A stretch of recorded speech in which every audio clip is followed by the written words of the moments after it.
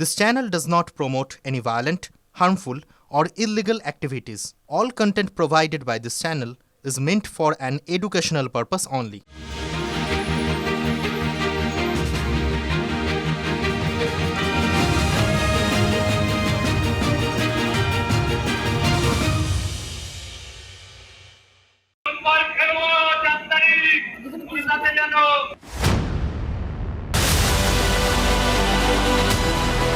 পশ্চিমবাংলা এভাবেই চলছে এবং ডায়মন্ড হারবার মডেলকে গোটা পশ্চিমবাংলাকে করে আবার 4 তারিখে আরো ফিরে আসতে চাইছে।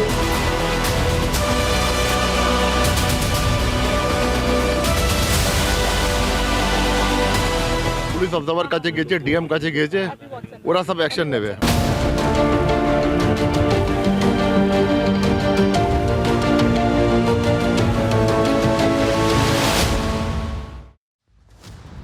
ফুটবল মাঠে অমল দত্ত বিশ্বাস করতেন যে বিপক্ষকে গুছিয়ে ওঠার সুযোগ দিলে চলবে না, মানে বিপক্ষকে গুছিয়ে ওঠার সুযোগ দেওয়া যাবে না, মানে আটকে রেখে ক্রমাগত আক্রমণ সেটা ব্যাক টু ব্যাক পরপর চালিয়ে যেতে হবে।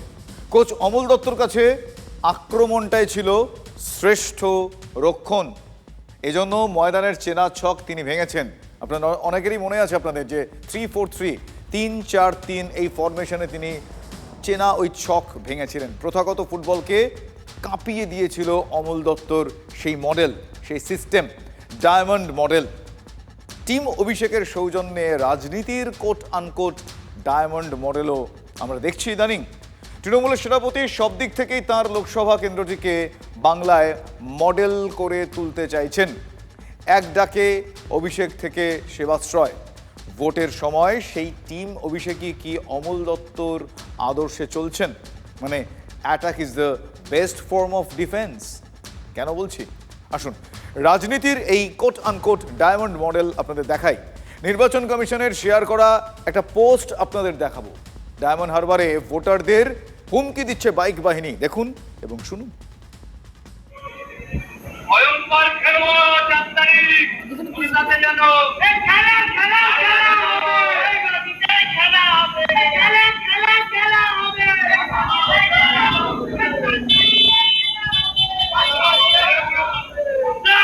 জয় বাংলা স্লোগান তুলছেন তারা। 4 তারিখে ভয়ঙ্কর খেলা হবে বলছেন। প্রশ্ন হচ্ছে এরা কারা? স্লোগান শুনে আশা করি এটুকু আন্দাজ করা যাচ্ছে এরা কারা হতে পারেন। কমিশন ইতিমধ্যে অ্যাকশন শুরু করে দিয়েছে। ভোটারদের হুমকি দেওয়া বন্ধ করতে হবে। নির্বাচনী আধিকারিক থেকে পুলিশ কর্তা সকলের কাছে এই নির্দেশ কমিশনের তরফ থেকে গিয়েছে।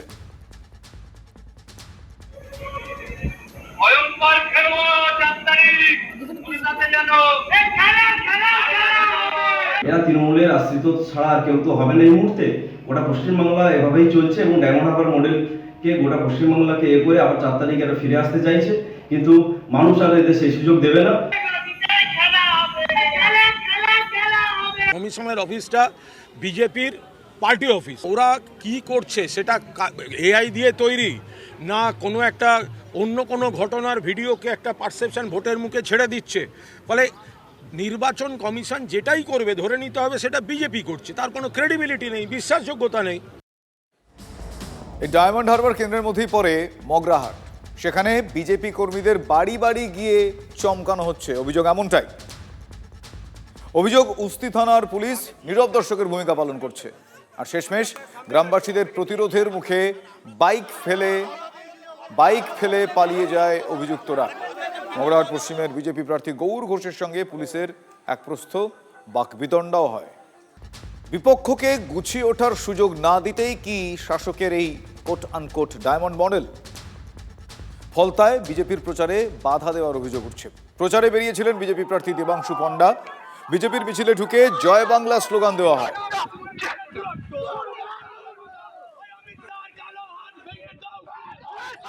বাধা দেওয়ার চেষ্টা করছে, কিন্তু আমাদের বাধা দিয়ে পারবে না। আমরা ভারতীয় জনতা পার্টি আদা নুন জল খেয়ে নেমেছি এখানে। মগরাহাট পশ্চিম কেন্দ্রে বিরোধী শিবিরে বড়সড় ভাঙন ধরিয়ে দিয়েছে তৃণমূল কংগ্রেস। হুমায়ুন কবিরের আম জনতা উন্নয়ন পার্টির প্রার্থী মোহাম্মদ আবু সিদ্দিক লস্কর সদল বলে আগেই তৃণমূল কংগ্রেসে যোগদান করেছিলেন। শনিবার ওই কেন্দ্রেরই কংগ্রেস প্রার্থী আব্দুল মাজিদ হালদারও তৃণমূল কংগ্রেসে যোগদান করেছেন। মগরাহাট পশ্চিমের তৃণমূল প্রার্থী শামীম আহমেদ দলের ঝান্ডা তুলে দিয়েছেন আবুর হাতে। মূল লড়াই তৃণমূল কংগ্রেসের এবং আমি যে দলে ছিলাম জাতীয় কংগ্রেসের, দুজনেরই লক্ষ্য একই, যে বিজেপিকে পরাস্ত করতে হবে, বিজেপি মুক্ত ভারত, বিজেপি মুক্ত বাংলা করতে হবে। তো তার জন্যই আজ থেকে আমি তৃণমূল কংগ্রেসে জয়েন করি। আমি যদি আর কি ফুলফিলভাবে লড়াইটা ওখানে করতাম বা তাহলে সেক্ষেত্রে ওখানে দেখা যাচ্ছে কিছুটা হলেও বিজেপি কিছুটা অ্যাডভান্টেজ পেতে পারত। তৃণমূল কংগ্রেসের উন্নয়নে মুগ্ধ হয়ে আমাদের কংগ্রেসের প্রার্থী উনি জয়েন করেছেন, এবং শুধু কংগ্রেস প্রার্থী নয়, আপনি দেখেছেন কিছুদিন আগে আমাদের হুমায়ুন কবিরের দলে যিনি প্রার্থী ছিলেন তিনি জয়েন করেছেন। তো মূলত এটুকু বলতে পারি, মগরাহাট পশ্চিমে তৃণমূল কংগ্রেসের জয় নিশ্চিত, শামীম আহমেদের জয় নিশ্চিত। দেখুন, এখনো পর্যন্ত অভিষেক বন্দ্যোপাধ্যায়ের লোকসভা কেন্দ্র থেকে সবথেকে বেশি হুমকির অভিযোগ নির্বাচন কমিশন পেয়েছে। বঙ্গের কোট আনকোট মডেল কেন্দ্রই তাই কমিশনের পাখির চোখ ঠান্ডা করতে পাল্টা ডায়মন্ড মডেল তৈরি করে ফেলেছে জ্ঞানেশ কুমারের টিম। কিন্তু শুধু ডায়মন্ড হারবারেই তৃণমূলের কয়েক হাজার দাবাং নেতার নামের একটা লিস্ট তৈরি হয়ে গিয়েছে, বুঝতে পারছেন? ফুচু, বাবু, নন্দু, মন্টু, ছোটকা, কমিশনের তালিকায় অগন্তি এই ধরনের নাম। কড়া দাওয়াইয়ের ব্যবস্থা ইতিমধ্যেই কমিশন করে রেখেছে। আশা করি তাদের নজর এড়ায়নি। ডায়মন্ড হারবারের অতিরিক্ত পুলিশ সুপার, এসডিপিও সহ 5 পুলিশ কর্তাকে ইতিমধ্যেই সাসপেন্ড করা হয়েছে। জিরো টলারেন্স কমিশন একথা বলার অপেক্ষা রাখে না। কমিশন ইতিমধ্যেই ঘোষণা করে দিয়েছে যে অন্য জেলাতেও এই ডায়মন্ড দাওয়াই দিতে তারা প্রস্তুত, ফুল ফ্লেজেড প্রিপেয়ার্ড। ভোটের বাংলায় সাঁজোয়া গাড়ি দেখে ইতিমধ্যেই অনেকেই সেই ভাবনায় শিলমোহর দিয়ে দিয়েছে। ভয় পাওয়াতে চাইছে, বাংলাকে ভয় পাওয়াতে চাইছে, সেনা নামাচ্ছি, সাঁজোয়া গাড়ি নামাচ্ছি। আরে ভাই, বিজেপির দালাল ক্ষমতা থাকলে ট্যাঙ্ক নামিয়ে দেখা, রাফায়েল লড়াইয়ে দেখা। এই আমাদের টাউনেই দেখুন না, এখানে একটা পুলিশ অফিসার আছে যাকে টাউন বাবু বলা হয়, সরাসরি দালালি করছে। প্রত্যেকটা ঘটনায় সে নিজে মস্তানদের খুনিদের মদত দিচ্ছে, এরকম প্রত্যেক থানাতেই আছে। নির্বাচিত সরকারের গোটা সেট আপটাকে ওরা চেঞ্জ করে একটা অলিখিত জরুরি অবস্থা দিয়ে ওরা ভোট করছে। সেনা, আধা সেনা। আমরা তো কাল বলেছি ট্যাঙ্ক বাকি থাকে কেন? একটু ট্যাঙ্ক আর রাফায়েলটা ঘুরিয়ে দিন, সব শুদ্ধ বান্ডিল করে হারাবো। ভোটের পর গোটা ইলেকশন কমিশনটাই বদলে যাবে। তাদেরকে সরাচ্ছে তারা কারা, কেন সরাচ্ছে তারা, কাদের দায়িত্ব? নির্বাচন কমিশনের উপরে যে আশা ভরসা করছি আমরা, নির্বাচন কমিশনের সাথে বাস্তবায়িত করতে ব্যর্থ হচ্ছে। হয়তো ভোটের দিনটা বুথের মধ্যে কোনো গন্ডগোল হচ্ছে না, কিন্তু তার আগে পরে থামাথামি কোনো লক্ষণ দেখছি না আমরা। আজ নিজের মডেল লোকসভা কেন্দ্রেরই মগরাহাট পশ্চিমে নির্বাচনী প্রচারে গিয়েছিলেন তৃণমূল কংগ্রেসের নাম্বার 2 অভিষেক বন্দ্যোপাধ্যায়। ডায়মন্ড হারবারের 5 পুলিশ কর্তার সাসপেন্ড নিয়ে মুখ খোলেন অভিষেক বন্দ্যোপাধ্যায়।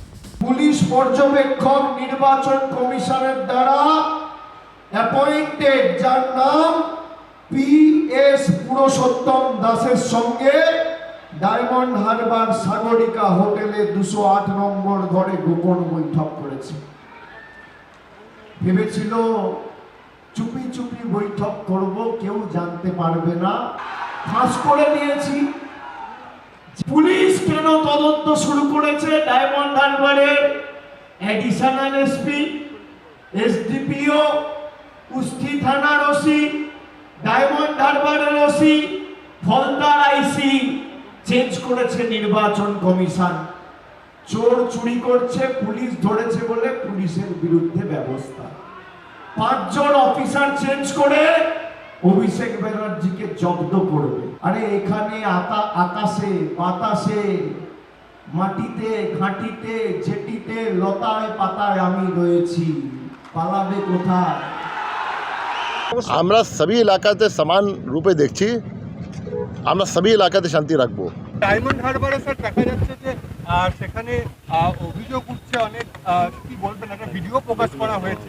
ঠিক আছে, যেটা भी অভিযোগ আছে সব পুলিশ অবজারভার কাছে গিয়েছে, ডিএম কাছে গিয়েছে, ওরা সব অ্যাকশন নেবে। আমি চ্যালেঞ্জ করে যাচ্ছি জ্ঞানেশ কুমার আর অমিত শাহকে, 4 তারিখ দেখা হবে। ডায়মন্ড হারবারের ব্যবধানও বাড়াবো, মগরাহাট পূর্বের ব্যবধানও বাড়াবো, পশ্চিমের ব্যবধানও এবারে 1 লাখ করবো, কথা দিয়ে। প্রথমবার মমতার মুখে সরকার ভাঙার আশঙ্কা। 5 বছরের স্থায়ী সরকার করতে হলে ডাবল সেঞ্চুরি করতেই হবে, না হলে বিধায়ক কিনে নিয়ে সরকার ভেঙে দিতে পারে বিজেপি। ভবানীপুরের সভা থেকে আশঙ্কা প্রকাশ করলেন মমতা বন্দ্যোপাধ্যায়। যাতে ভালো করে পর্যদস্ত করতে হয়, যাতে মেম্বার কিনে নিয়ে আর টাকা দিয়ে আর অন্যভাবে খেলে গভর্নমেন্ট ভেঙে দিতে না পারে। 5 বছরের স্থায়ী গভর্নমেন্ট চাই। আর আমাদের সরকার থাকলে এনআরসিও হবে না, ডিটেনশনও হবে না, অন্য কিছুও করতে দেব না, এটা মাথায় রাখবেন।